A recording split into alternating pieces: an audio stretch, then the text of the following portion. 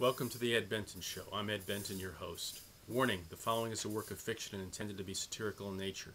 We can only hope that it is not an accurate prediction of future events. 2024 America's Final Days by Ed Benton. Day 21, Part 1. Wednesday, July 24th, 2024. Emergency MacUnion Congress meeting. Just a few minutes ago, I was notified of an emergency meeting of the MacUnion Congress. Apparently, there is an economic crisis upon us, involving the refusal of China to purchase any more American debt securities based on the instability of the Euro. If the Chinese don't buy our securities, America will be forced to default on its debts. Leading debt rating services, including Moody's, have downgraded American debt to junk status. The Euro is in a free fall, as its value is tied to the stability of the American economy, and the MacUnion Central Bank is buying huge amounts of Ameros to support its value through the workings of supply and demand.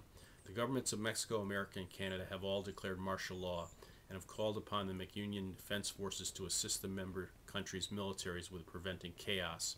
Millions of people are rushing to ATMs and banks to withdraw whatever amount of Ameros they have and to convert them to Chinese renminbi or gold.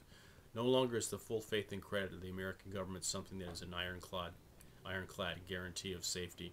We have been told that America is insolvent, and some are using the word bankruptcy to describe its financial status. America is unable to pay its debts as they come due, and this is the classic definition of insolvency. Critics of the MacUnion are saying, "We told you so," and are blaming the formation of the MacUnion and the introduction of the Amero for the present dire situation.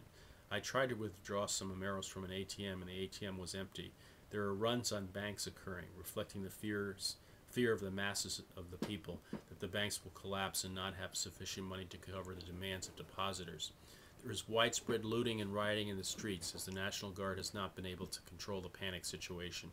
Most people cannot believe that this is happening in America, but it is, and the situation is out of control in Mexico and in Canada as well. This is the first great test of the strength of the MacUnion. President Obama has called for calm and for people to trust in the government. He believes that the American government is too big to fail and that this is just a temporary crisis.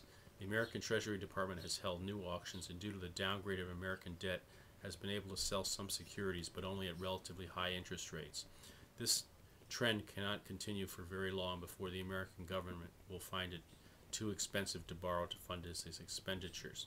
At our special session of the MacUnion Congress, we voted unanimously for the recommendation that all MacUnion governments slash not only discretionary spending, but so-called entitlement spending, including Social Security, Medicare, Medicaid, and government pension benefits.